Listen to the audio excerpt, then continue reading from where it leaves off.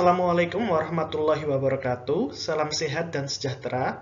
Saya Anjar Triwibowo, dosen pengampu Praktikum Biologi Dasar 2. Pada kesempatan kali ini, saya akan memberikan asistensi dan penjelasan mengenai fisiologi transportasi pada tumbuhan. Tujuan dari praktikum kali ini adalah membuktikan transportasi air dan zat terlarut pada tumbuhan. Kompetisi yang diharapkan dari praktikan adalah mahasiswa dapat membuktikan transportasi air dan zat terlarut pada tumbuhan. Untuk menjamin kelangsungan hidupnya, tumbuhan membutuhkan air dan zat terlarut. Air terutama dibutuhkan oleh tumbuhan dalam proses fotosintesis dan untuk menjaga tekanan turgor dari sel. Di dalam air juga dapat ditemui berbagai macam zat terlarut, baik yang bersifat inorganik seperti garam mineral yang didapatkan dari lingkungan, maupun yang bersifat organik seperti sukrosa dan glukosa yang merupakan hasil dari proses fotosintesis dari tanaman itu sendiri. Air dan zat-zat terlarut tersebut sangat penting untuk pertumbuhan dan perkembangan, dan harus didistribusikan dari sumbernya ke bagian-bagian dari tumbuhan di seluruh tubuh tumbuhan yang membutuhkan. Nah, proses pendistribusian air dan zat terlarut tersebut dinamakan dengan transportasi tumbuhan. Pada tumbuhan yang tidak berpembuluh atau non-vaskular, seperti alga, pengangkutan atau transportasi air tersebut dilakukan oleh seluruh bagian tubuhnya. Sedangkan pada briofita atau lumut-lumutan, pengangkutan dilakukan oleh sel-sel parenkim yang belum mengalami diferensiasi secara khusus. Pada tumbuhan berpembuluh atau tumbuhan vaskular, seperti pada spermatofita atau tumbuhan berbiji, pengangkutan telah dilakukan oleh jaringan yang telah mengalami diferensiasi secara spesifik yang disebut dengan pembuluh angkut. Pembuluh angkut ini terdiri atas jaringan atau sel-sel xilem dan floem. Tanaman yang berpembuluh dapat mengangkut air dan zat terlarut melalui proses transportasi intravaskular dan ekstravaskular. Proses transport intravaskular adalah pengangkutan yang terjadi melalui berkas pembuluh angkut, yaitu xilem dan floem. Air dan garam mineral diangkut melalui xilem dari akar menuju ke bagian-bagian dari tumbuhan yang aktif melakukan fotosintesis, terutama daun. Sedangkan hasil fotosintesis diangkut melalui floem. Proses pengangkutan air dan garam mineral melalui xilem hanya terjadi secara searah, yaitu dari akar menuju daun, dari bawah menuju ke atas. Sedangkan pengangkutan glukosa dan sukrosa sebagai hasil dari fotosintesis dapat terjadi secara dua arah di dalam floem. Nah, contohnya pada tanaman yang menyimpan cadangan makanan di umbi. Jadi saat tanaman itu masih muda dan baru bertunas, sukrosa dan glukosa diangkut dari umbi menuju ke tunas dan daun yang masih muda, dari bawah ke atas. Saat tumbuhan tersebut sudah dewasa dan membentuk banyak daun yang aktif melakukan fotosintesis, terjadi proses pengangkutan dalam arah yang sebaliknya, dari daun yang aktif melakukan fotosintesis dan membentuk sukrosa dan glukosa, menuju ke akar untuk disimpan kembali dalam bentuk umbi. Jadi pengangkutan sukrosa dan glukosa ini dapat terjadi secara dua arah. Dari umbi menuju ke daun yang muda saat tanaman tersebut masih muda, dari bawah ke atas, maupun dari daun menuju ke umbi pada saat tanaman tersebut sudah dewasa, dari atas ke bawah. Nah, proses pengangkutan glukosa dan sukrosa secara dua arah ini di dalam floem membutuhkan adanya energi dalam bentuk ATP, sehingga disebut dengan proses transport aktif. Nah, sedangkan tadi pengangkutan air dan garam mineral di xilem itu tidak membutuhkan energi, sehingga disebut dengan proses transport pasif. Nah, tadi itu pengangkutan intravaskular yang terjadi melalui xilem dan floem. Pengangkutan dapat juga terjadi secara ekstravaskular, terjadi di luar xilem dan floem. Contohnya ini pada akar dan rambut akar. Jadi air dapat masuk dari lingkungan, contohnya dari tanah, menuju ke sel-sel dari rambut akar, dari sel-sel epidermis di dalam akar. Nah, proses pemindahan air atau pengangkutan air dari tanah ke dalam sel-sel epidermis akar ini terjadi melalui proses osmosis. Nah, selanjutnya dari sel-sel epidermis, air tersebut dapat bergerak menuju ke sel-sel korteks, ke sel-sel endodermis, dan ke sel-sel stele, dan nantinya masuk ke pembuluh xilem. Nah, proses pengangkutan air dari luar, dari tanah menuju ke sel epidermis, sel korteks, sel endodermis, sel stele, tentunya masuk ke xilem, itu dapat terjadi secara simplas dan apoplas. Nah, proses pengangkutan atau transportasi secara simplas itu terjadi saat air itu bergerak masuk dari sel ke sel. Jadi dari satu sel ke sel yang lainnya melalui sitoplasma dari sel dan melalui celah antar sel yang disebut dengan plasmodesmata. Nah, air dapat juga bergerak masuk melalui dinding sel dan celah-celah antar sel, jadi di luar dari sel. Nah, proses bergeraknya air di dinding sel dan di celah antar sel ini disebut dengan apoplas. Jadi kalau simplas bergerak di dalam sel melalui sitoplasma dari satu sel ke sel lainnya. Kalau apoplas bergerak di dinding sel dan di celah antar sel. Pada praktikum kali ini, kita akan fokus mempelajari mengenai proses transportasi melalui xilem.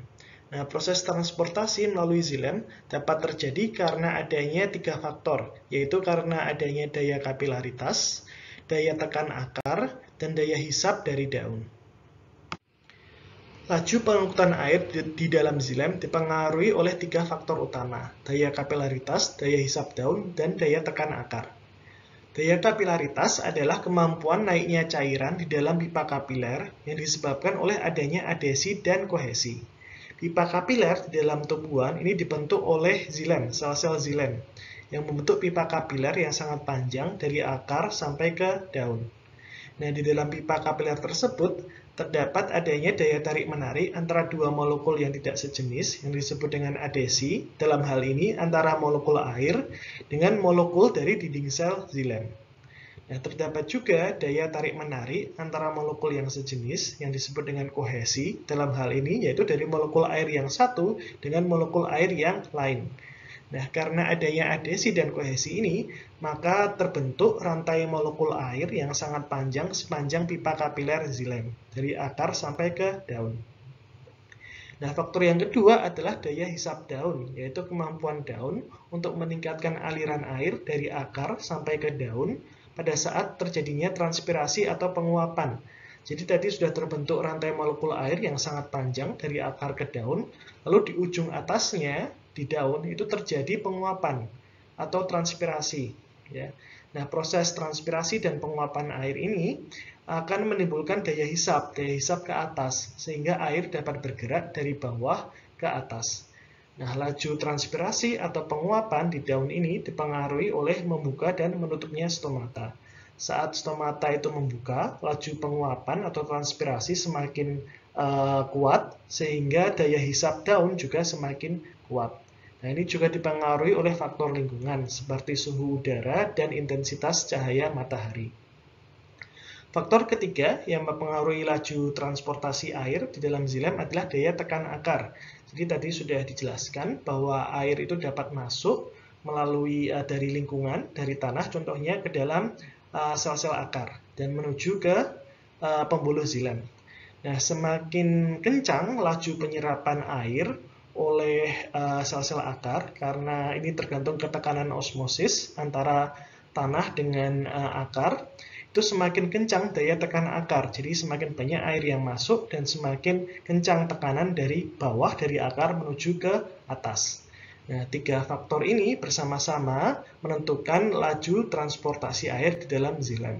Jadi dari bawah ada daya tekan akar karena proses osmosis, lalu ada daya kapilaritas yang memungkinkan air itu membentuk rantai panjang dari akar sampai ke daun, dan lalu di atas ada daya hisap daun dari penguapan dan transpirasi dari air yang terjadi di dalam daun.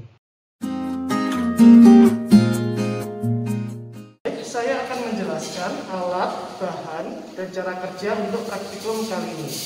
Untuk bahannya, kita akan memakai tanaman ular, nama lokalnya atau nama ilmiahnya Coleus sp. Selanjutnya ada tanaman sedak malam atau nama ilmiahnya Polyanthus tuberosa. Selanjutnya kita memakai pewarna yang akan kita pakai yaitu eosin untuk mewarnai protein pada sitoplasma. Jadi akan memberikan warna pada sel atau organ yang masih hidup. Untuk alat yang kita gunakan ada penggaris. Yang pertama ada penggaris. Lalu untuk memotong tanaman kita memakai silet. Lalu selanjutnya yaitu ada gelas benda dan ada gelas penutup. Lalu kita akan memakai selanjutnya mikroskop cahaya untuk mengamati irisan melintang dari sejat malam dan Coleus sp atau ilar-ilar.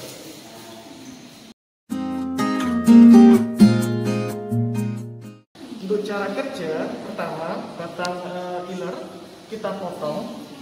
Untuk pemotongan kita potong dengan arah menyerong agar permukaan dari batang dari ilar yang berinteraksi dengan larutan eosin semakin besar. Jadi kita potong melintang. Lalu kita masukkan ke larutan eosin. Sama halnya dengan sedap malam. Kita potong melintang, lalu kita masukkan ke larutan eosin. Nah, ini juga kita memakai 2 ulangan. Untuk sedap malam, yang ini juga kita potong melintang, menyerong. Kita masukkan ke larutan eosin. Untuk membuktikan bahwa akan terjadi transport air dalam hal ini larutan eosin dari batang melalui pembuluh xilem sampai ke bunga atau ke daun, kita akan meletakkan spesimen yang sudah dipotong di bawah sinar matahari selama 30 menit untuk membuktikan adanya difusi dan osmosis ke dalam xilem, lalu ada kapilaritas, adesi, dan kohesi antara molekul air dengan molekul air lainnya dan antara molekul air dengan dinding dari xilem, dan adanya daya hisap daun atau daya hisap bunga yang berasal dari transpirasi.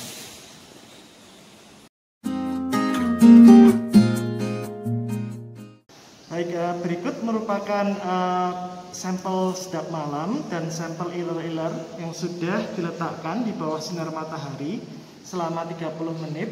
Kita akan mengamati struktur penampakan morfologinya. Jadi ini merupakan sedap malam yang tidak direndam di eosin. Sedangkan 2 sampel ini merupakan sedap malam yang direndam di eosin dan diletakkan di bawah sinar matahari selama 30 menit. Dapat Anda lihat di sini bahwa terjadi pengangkutan air dalam hari ini larutan eosin dari batang menuju bunga yang menyebabkan bunga berwarna menjadi kemerahan di kedua sampel yang kita letakkan di bawah sinar matahari. Hal ini menunjukkan bahwa ada pengangkutan air dari batang menuju ke bunga karena adanya proses difusi dan osmosis di batang memasukkan eosin ke dalam xilem, lalu ada daya hisap dari bunga yang mengalami transpirasi untuk mengangkut eosin sampai ke bunga sehingga bunga berwarna menjadi kemerahan. Nah, sedangkan ini merupakan sampel dari Coleus sp atau ilar-ilar yang sudah diletakkan di bawah sinar matahari selama 30 menit. Sedangkan ini merupakan kontrolnya. Dari penampakan luar kita tidak terlalu mengamati atau terlihat apakah ada perbedaan warna di daunnya atau di batangnya. Tapi nanti kita akan membuat preparat awetan dengan membuat potongan melintang dari batang yang sudah diletakkan di bawah sinar matahari untuk melihat apakah struktur xilem di dalam batang sudah terwarnai dengan eosin. Lalu kita lihat di sini juga bahwa pergerakan air itu cukup cepat ya dalam 30 menit. Kita lihat di sini sekitar sudah naik sampai bunga terwarnai sekitar 26 cm pada sampel yang satu ini. Sedangkan pada sampel yang kedua kita lihat bahwa larutan eosin sudah mengalami transportasi atau naik ke bunga sampai ke jarak sekitar 30 cm. Seperti yang saya jelaskan tadi, kalau dari segi morfologi atau penampakan luar tidak terlihat jelas perbedaan antara ilar yang sudah diletakkan di larutan eosin dan di bawah sinar matahari selama 30 menit dengan kontrol. Untuk melihat apakah ada perbedaan penampakan anatomi, terutama pada xilemnya, kita akan membuat preparat irisan melintang segar dari batang Coleus. Jadi kita potong kira-kira di sini batangnya, kita potong Sama juga kontrolnya juga kita potong di batangnya, irisan melintang. Nah, lalu kita buat potongan yang setipis mungkin.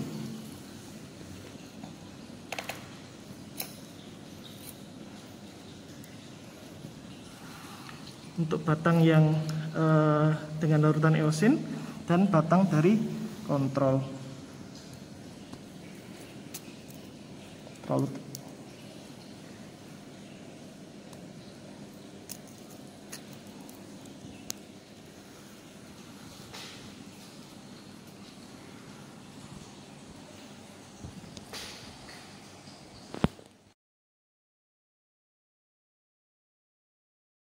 Jadi ini merupakan irisan melintang dari preparat segar batang Coleus sp yang sudah diletakkan di bawah sinar matahari selama 30 menit.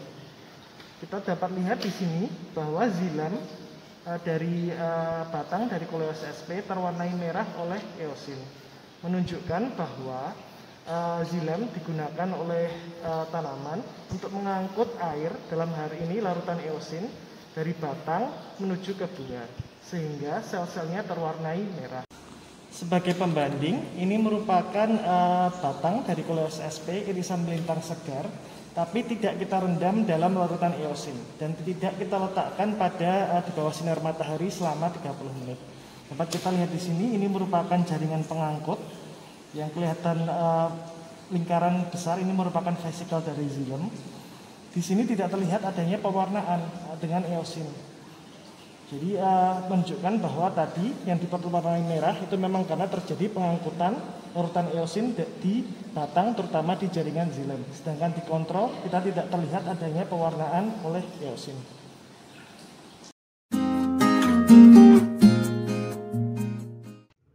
Untuk hasil dan laporan, jadi ini yang pertama merupakan percobaan atau eksperimen menggunakan batang dari tanaman iler. Jadi di sini sudah tersaji dua gambar, yaitu irisan melintang dari batang iler yang diamati di bawah mikroskop. Yang sebelah kiri itu merupakan batang yang direndam di dalam eosin, lalu diletakkan di bawah sinar matahari selama 30 menit. Sedangkan yang sebelah kanan yaitu irisan melintang batang iler tanpa perendaman dalam eosin sebagai pembanding. Nah, tugas dari praktikan adalah menggambar di buku laporan irisan melintang dari batang iler yang sebelah kiri yang terendam dalam eosin dan sebelah kanan yang tidak terendam dalam eosin. Lalu Anda beri warna, lalu Anda beri keterangan bagian yang berwarna merah itu apa, lalu dideskripsikan dan diterangkan kenapa bagian tersebut dapat terwarnai oleh eosin.